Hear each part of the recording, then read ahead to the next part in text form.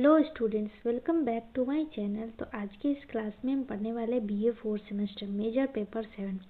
Major paper 7 में जितना भी आपका इम्पोर्टेंट मल्टीपल चॉइस क्वेश्चन है, तो आज का ये क्लास मेजर पेपर 7 का रहने वाला है, पॉलिटिकल साइंस का।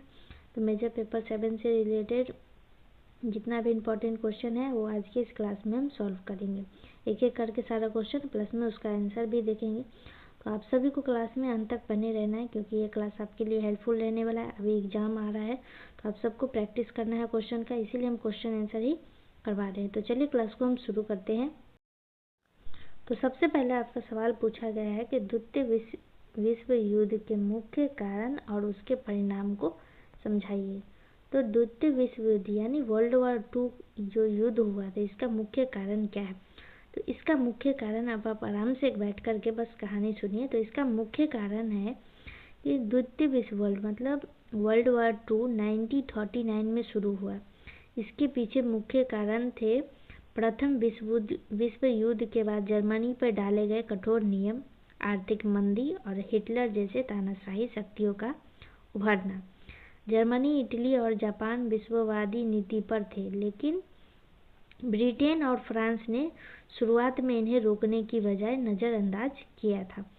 तो उसके बाद क्या हुआ कि इस युद्ध के परिणाम बड़े विनाशकारी रहे, लेकिन लाखों लोगों की जान गई, यूरोप और जापान तबाह हुआ। हिरोशिमा और नागासाकी पर परमाणु बम गिराया गया था। युद्ध के बाद अमेरिका और सोवियत संघ सुपर पावर बनकर उभरे और विश्व राजनीति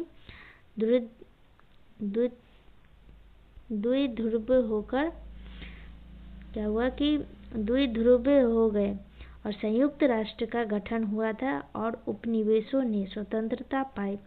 यही शीत युद्ध की शुरुआत बनी। तो यहाँ पे लिखा गया है कि द्वितीय विश्व युद्ध 1939 में शुरू हुआ और 1945 में समाप्त हुआ था। तो ये आपको याद रखना है। तो इसका सबसे बड़ा कारण था कि प्रथम विश्व युद्ध के बाद जर्मनी पर डाले गए कठोर नियम, और जिसमें जर्मनी में नाराजगी और बदले की भावना पैदा की। हिटलर और नाजी पार्टी ने उस अपमान को राष्ट्रीय प्रतिष्ठा का मुद्दा बनाया और विस्तारवादी नीति अपनाई। इटली और जापान भी नए क्षेत्रों पर कब्जा करना चाहते थे। साथ ही ब्रिटेन और फ्रांस की तुष्टीकरण नीति ने हिटलर को और बढ़ावा दिया। अंतर्राष्ट्रीय संस्था लीग ऑफ नेशंस की कमजोरी ने भी युद्ध रोकने की कोशिश असफल बना दी। तो फर्स्ट नंबर क्वेश्चन का आंसर आप सबको यहाँ तक लिखना है, उसके आगे और भी लिखना है आप सबको। तो उसमें आपको लिखना है, इस युद्ध के परिणाम बहुत बड़े थे।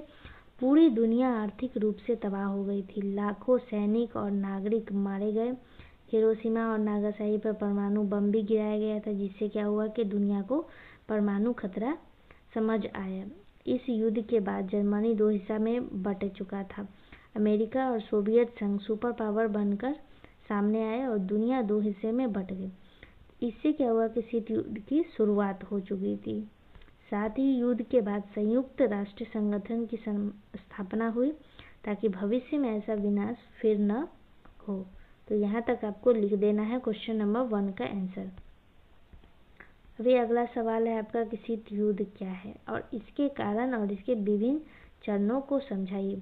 तो शीत युद्ध एक ऐसा संघर्ष था जिसमें अमेरिका, सोवियत संघ सीधे युद्ध मैदान में नहीं भिड़े, लेकिन राजनीतिक, आर्थिक और सैन्य और वैचारिक स्तर पर एक दूसरे का मुकाबला करते थे। ये सब क्या किए कि डायरेक्ट मैदान में नहीं उतरे, लेकिन राजनीतिक, आर्थिक और सैन्य वैचारिक स्तर पर एक दूसरे से मुकाबला करते थे। तो इसका कारण था कि अमेरिका पूंजीवादी लोकतंत्र को बढ़ावा देता था, जबकि सोवियत यूनियन समाजवादी फैलाना चाहता था। दोनों विश्व युद्ध के बाद शक्ति और प्रभाव बढ़ाना चाहते थे और दोनों एक दूसरे के विस्तार से खतरा महसूस हो रहा था। इसमें अभी आपको आगे और लिखना है कि शीत युद्ध कई चरणों से गुजरा। शुरुआत में क्या हुआ कि दोनों देशों ने हथियार की दौड़ शुरू की, विशेष रूप से परमाणु हथियार को लेकर के, और दूसरा तरफ क्या हुआ कि दोनों ने दुनिया के देशों को अपने अपने गुटों में शामिल करने की कोशिश की थी। तो कभी तनाव इतना बढ़ा कि युद्ध की आशंका पैदा हो चुकी थी, जैसे कि क्यूबा मिसाइल संकट। फिर 1970 के दशक में क्या हुआ कि दोनों ने बातचीत का समय देखा, जिसमें तनाव कम हुआ। दोनों आपस में क्या करते हैं कि सुलझा लेते हैं मैटर, लेकिन बाद में फिर टकराव बढ़ा। यह स्थिति 1991 तक जारी रही, जब सोवियत यूनियन बिखर गया और शीत युद्ध खत्म हुआ। तो 1991 में क्या हुआ कि सोवियत यूनियन पूरा बिखर चुका था और शीत युद्ध यहीं पे खत्म हुआ। तो इतना आपको क्वेश्चन नंबर 2 में आंसर, इतना आपको लिख देना है। क्वेश्चन नंबर 2 में आपको इतना आंसर लिखना है। अभी अगला सवाल है आपका, तीसरी दुनिया यानी थर्ड वर्ल्ड के देशों का उभरना समझाइए। तो द्वितीय विश्व युद्ध के बाद एशिया, अफ्रीका और लैटिन अमेरिका के कई देश विदेशी शासन से आज़ाद हुए। ये देश न तो अमेरिका के पूंजीवादी गुट में शामिल होना चाहता था और न ही सोवियत यूनियन में ये समाजवादी ब्लॉक में शामिल होना चाहता था। तो इन्होंने क्या किया कि ये अपनी तीसरी दुनिया के नाम से जाने गए, ये अपना तीसरा दुनिया बनाते हैं। न ये सोवियत यूनियन में जाते हैं और न ये अमेरिका के हिस्सों में ज्वाइन होते हैं।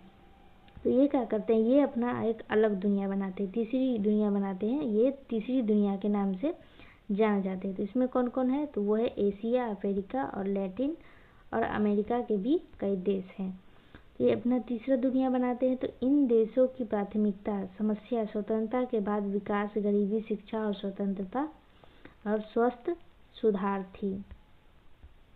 अभी इसमें आपको आगे लिखना है कि इन देशों का उभरना इसलिए महत्वपूर्ण था क्योंकि दुनिया दो गुटों में बंटकर शक्ति संतुलन पर टिकने लगी थी और तीसरी दुनिया के देश एक नई राजनीति आवाज की तरह सामने आई थी, जो कि इन देशों से मिलकर गुट निरपेक्ष आंदोलन यानी नैम बनाया, जिसमें भारत, मिस्र, यूगोस्लाविया जैसे देश ने नेतृत्व किया। तीसरी दुनिया का उभरना विश्व राजनीति में एक नई दिशा लेकर आया, जहां छोटे और विकसित न होने वाले देश की भी आवाज सुनी जाती थी। तो तीसरी दुनिया में यही होता था कि छोटे और विकसित न होने वाले जो देश है उनकी भी आवाज सुनी जाती थी। तो थर्ड नंबर क्वेश्चन का आपको यहीं तक लिख देना है। अभी आपको चौथा सवाल है आपका, सोवियत संघ के विघटन और शीत युद्ध के अंत को समझाइए। विघटन यानी 1991 में सोवियत यूनियन कई आर्थिक और राजनीतिक कारण से टूट चुका था। सोवियत यूनियन 1991 में खत्म हो चुका था। तो लंबे समय तक हथियार की दौड़ में खर्च होने से उसकी अर्थव्यवस्था पूरी कमजोर हो चुकी थी। लोग सरकार की कठोर नीतियां और अभाव भरी जिंदगी से परेशान थे। मिखाइल गोर्बाचेव ने सुधार की कोशिश की। तो वो क्या किए कि ग्लासनोस्त, खुलापन और आर्थिक सुधार, लेकिन ये अपेक्षित परिणाम नहीं दे सका। अलग अलग गणराज्य स्वतंत्रता की मांग करने लगे और सोवियत यूनियन बिखर चुका था। तो सोवियत संघ के टूटने के साथ शीत युद्ध समाप्त हो गया, क्योंकि प्रतियोगिता करने वाली दूसरा महाशक्ति अस्तित्व में नहीं रहा।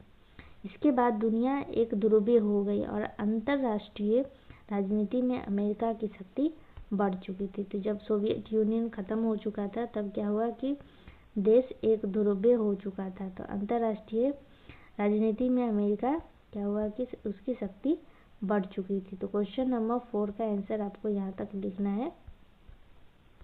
अभी आपका अगला सवाल है क्वेश्चन नंबर 5। तो शीत युद्ध के बाद विश्व विकास को समझाइए, विशेष रूप से अमेरिका की एकतरफा नीति। तो इसमें आपको लिखना है कि शीत युद्ध समाप्त होने के बाद अमेरिका अकेले सुपर पावर बन चुका था। अकेले अमेरिका ही सुपर पावर बन करके उभरा। उसके पास राजनीतिक और सैन्य शक्ति इतनी थी कि कई मामलों में उसने संयुक्त राष्ट्र और विश्व राज्य की परवाह किए बिना निर्णय ले लेता था। तो इससे क्या हुआ कि इससे अमेरिका की एक तरफा नीति, जिसको हम बोलते हैं यूनिलैटरिज्म कहा गया, इसी को कहा गया अमेरिका की एक तरफा नीति। इराक, अफगानिस्तान और कई देशों में अमेरिका ने अपने हित के अनुसार हस्तक्षेप किया। यह स्थिति दुनिया के लिए मिश्रित परिणाम लाई। एक तरफ अमेरिका ने लोकतंत्र और वैश्वीकरण को बढ़ावा दिया, लेकिन दूसरी ओर हस्तक्षेप को कई देशों ने साम्राज्यवादी रवैया माना। इतना आपको इसमें लिखना है। अभी अगला सवाल है आपका, चीन का उदय। तो क्वेश्चन नंबर 6 पूछा है कि चीन की प्रभुत्व शक्ति के लिए चुनौती पर चर्चा कीजिए। इसमें आपको लिखना है कि पिछले 3 दशक में चीन आर्थिक, तकनीकी और सैन्य रूप से बहुत मजबूत था। आज चीन दुनिया की प्रमुख आर्थिक शक्तियों में गिना जाता है। उसने व्यापार, उद्योग, तकनीकी, स्किल रोड प्रोजेक्ट और अंतर्राष्ट्रीय संगठनों में अपनी भागीदारी से पूरे विश्व में प्रभाव बढ़ाया है। तो चीन का यह बढ़ता प्रभाव अमेरिका के लिए चुनौती था, क्योंकि अब दुनिया में केवल अमेरिका की शक्ति नहीं चलती। एशिया, अफ्रीका और कई विकासशील ऐसे देश हैं जो कि चीन के साथ व्यापार और निवेश बढ़ा रहे हैं।